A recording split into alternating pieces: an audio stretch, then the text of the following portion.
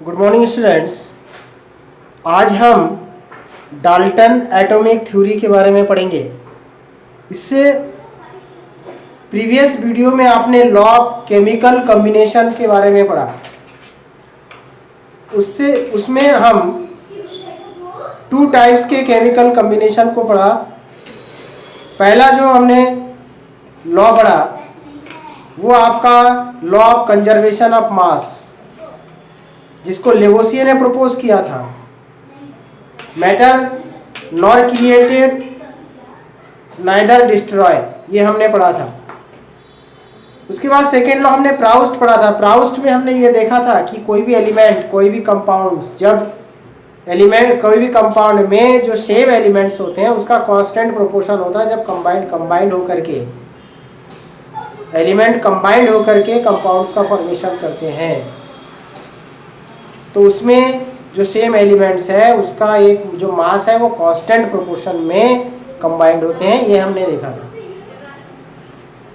तो law of Proust में हम कुछ आपको न्यूमेरिकल्स के बारे में भी बताया था कि बेटा ये न्यूमेरिकल्स आप सॉल्व कर लीजिएगा।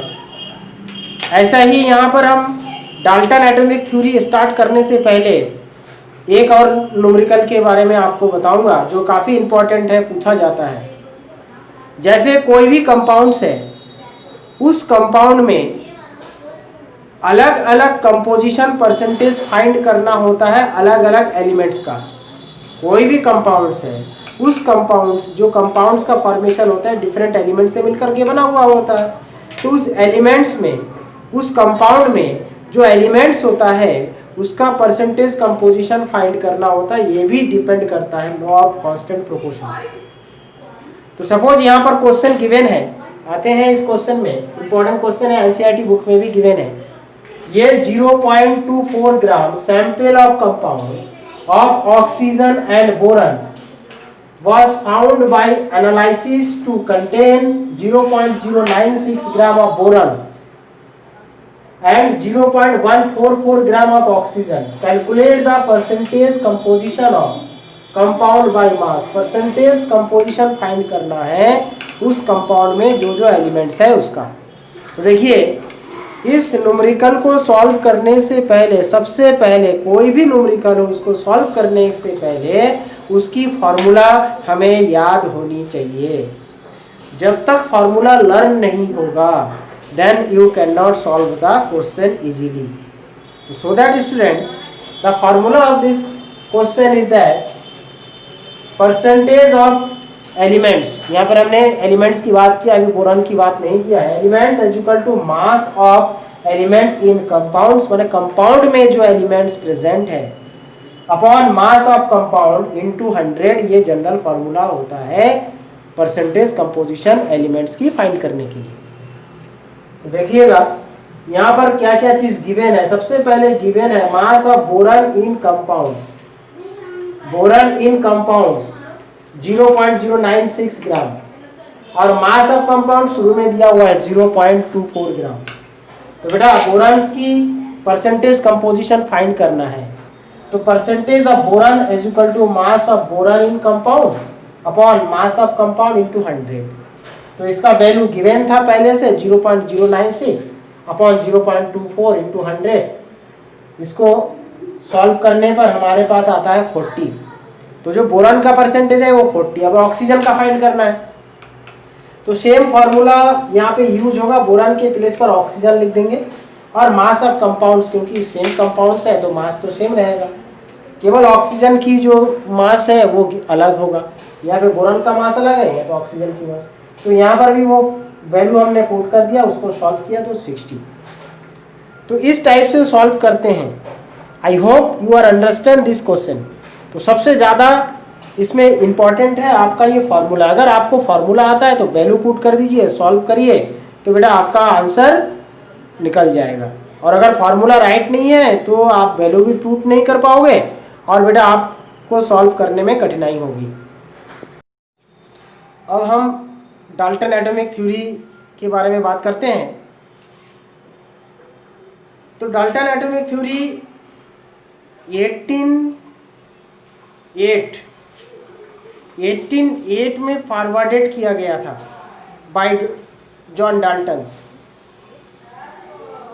अब according to this theory all the matters is made up of every small particles, very small particles called atoms। हम जानते हैं कि जो मैटर्स होते हैं वो बहुत ही स्मॉल पार्टिकल से मिलकर के बना हुआ होता है। मैं प्रीवियस क्लास में आपको पढ़ा चुका हूँ। और उस छोटे छोटे जो मैटर्स के जो एलिमेंट्स होते हैं उसे हम कहते हैं atoms. Second points, atom can not B divided. Atoms को हम डिवाइडेड नहीं कर पाते हैं। हमने डेफिनेशन में भी आपको मैं बताया हूँ कि atom are those which can not be split into the other part. ये पहले ही हम पढ़ चुके हैं। Next third point, atoms neither be created nor destroy. चूंकि जो मैटर्स है, मैटर का scientific name atoms and molecules है, तो मैटर को भी हम नाइदर क्रिएटेड कर सकते हैं, नाइदर क्रिएटेड करते हैं नॉट डिस्ट्रॉय कर सकते हैं। Same atoms is also neither be created nor destroy. Next point में है all the atoms of a given elements are identical. Next point आप देख लीजिएगा, बहुत सारे पॉइंट हैं, ये आप अपने आप देख लीजिएगा। Given identicals in every respect having the same mass, size and chemical properties। बच्चों, हमने law of chemical combination, law of constant proportion पढ़ा है। ये जो दोनों रूल्स है, दोनों जो लॉस है, all are depend on the Dalton atomic theory. Dalton atomic theory पर भी डिपेंड है। डाल्टन एटॉमिक थ्योरी, डाल्टन ने इन सब को इंक्लूड करके थ्योरी को प्रपोज किया था, इसीलिए इसको डाल्टन एटॉमिक थ्योरी के नाम से हम जानते हैं। इसलिए ये डाल्टन ज़्यादा फेमस हो गया। क्यों? क्योंकि उन्होंने सबको अपनी इंक्लूड कर लिया था, सबको ऐड कर लिया था। Next, atoms of different element differ in mass, size and chemical properties। chemical properties different elements की different होते हैं, ये हम जानते हैं। next, chemical combination between two elements consist in joining together of atoms of these elements to form molecules of compounds। next point की अगर हम बात करते हैं तो नेक्स्ट पॉइंट में the number and kinds of atoms in A given compound is fix. Compounds जब भी बनेंगे तो उसमें नंबर और जो उसके काइंड्स है उस कंपाउंड्स की फिक्स होगा। During chemical combination atoms of different elements combined in the small whole number and the form compounds. एक स्मॉल होल नंबर पे आपका कंबाइंड होते हैं एलिमेंट्स और कंपाउंड का फॉर्मेशन करते हैं। Atoms of the same elements can combine in the more than one ratio two form more than one. तो बच्चों, आपने डाल्टन एटॉमिक थ्योरी पढ़ा। अब इस थ्योरी में कुछ ना कुछ कमी भी है। वो कमी क्या है, वो ड्रॉबैक क्या है, उसके बारे में हम यहाँ पर बात करेंगे। डाल्टन एटॉमिक थ्योरी डिपेंड है कि जो एटम्स होता है वो स्मॉलेस्ट पार्टिकल्स का बना हुआ होता है। It can not be split into the other part, that is atom is a indivisible particles. ये डाल्टन ने बताया था। ये भी कहा था कि जो एलिमेंट्स है उस एलिमेंट्स की जो मास होता है वो सेम होते हैं। कंपाउंड्स में जो सेम एलिमेंट्स होते हैं उसका मास भी सेम होते हैं। तो इस बात पर काफ़ी सारे रिसर्च हुआ। तो बाद में ये निकल करके आया कि जो एटम्स हैं, एटम्स स्मॉलेस्ट पार्टिकल्स तो है, लेकिन इसके 3 सब एटॉमिक पार्टिकल्स भी होते हैं। वो 3 पार्ट्स जो एटम्स के हैं वो क्या क्या है, इलेक्ट्रॉन, प्रोटॉन और न्यूट्रॉन्स।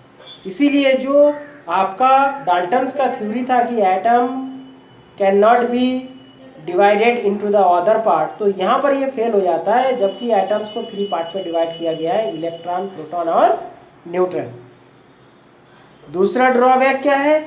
दूसरा ड्रॉबैक डाल्टन्स थ्योरी में ये बताया गया था कि जो एटम्स होते हैं उसमें एटम्स की जो कोई भी कंपाउंड्स जब फॉर्मेशन होते हैं तो जो भी एलिमेंट्स या एटम्स उसमें होते हैं, सेम एलिमेंट्स की बात कर रहा हूँ, उस सेम एलिमेंट्स की जो मासेस है वो सेम होते हैं कंपाउंड्स के फॉर्मेशन में ऑलवेज। लेकिन बच्चों कोई कंपलसरी नहीं है कि जो एलिमेंट्स की मास होगा वो ऑलवेज सेम होगा, कुछ ना कुछ डिफरेंट उसके मास में जरूर होगा। तो इसी कारण यहाँ पर भी वो आपका डाल्टन्स की जो थ्योरीज है वो यहाँ पर भी कुछ ना कुछ कमी लेकर के आता है। तो यही कारण है डाल्टन्स के रूल में भी कुछ ना कुछ आपका कमियां निकल करके आई। फिर भी डाल्टन ज़्यादा फेमस क्यों हुआ? रीज़न ये है, डाल्टन्स ने सबके रूल्स को, सबके लॉस को इंक्लूड करके थ्योरी को प्रपोज किया था। इसी कारण डाल्टन्स एटॉमिक थ्योरी सबसे ज़्यादा फेमस हुआ। इसी कारण फादर ऑफ एटम्स, क्योंकि सबसे ज़्यादा एटम्स के बारे में बताया कौन? John Dalton's. इसीलिए जॉन डाल्टन्स को फादर ऑफ एटम्स कहा जाता है, यही कारण है। सबसे ज़्यादा एक्सप्लेन इन्होंने ही किया था, इससे ज़्यादा एक्सप्लेन कोई और नहीं कर पाया, यही कारण है जॉन डाल्टन्स को फादर ऑफ एटम्स कहा जाता है। और 1808 में इसका फॉरवर्डेड हुआ था। इसलिए कोई अगर आपसे पूछे डाल्टन्स एटॉमिक थ्योरी क्या है, तो मैंने आपको बहुत सारे थ्योरीज के बारे में, बहुत सारे थ्योरीज, इसमें बहुत सारे पॉइंट्स हैं, उसमें हमने आपको बताए हैं। इसको आप केयरफुली लर्न करिए, पढ़िए, बार बार इसको पढ़ेंगे तभी आपको लर्न होगा। इसके बाद जो टॉपिक्स आता है, इसके जस्ट बाद जो टॉपिक मैं स्टार्ट करूँगा नेक्स्ट टाइम में, नेक्स्ट टर्न को, तो बेटे वो टॉपिक्स आपके लिए काफ़ी इम्पोर्टेंट्स है। क्यों इम्पोर्टेंस है? क्योंकि वो टॉपिक इतना इम्पोर्टेंस है, आपको लर्न भी करना पड़ेगा, ध्यान भी रखना पड़ेगा और आपके लाइफ में भी काम आता जाएगा। वो है सिंबल्स। अब सिंबल्स के बारे में आप थोड़ा बहुत इसके बारे में बुक से पढ़िएगा। नेक्स्ट वीडियो में, नेक्स्ट क्लासेस में मैं इसके बारे में डिस्कस करूँगा। Thank you, have a nice day.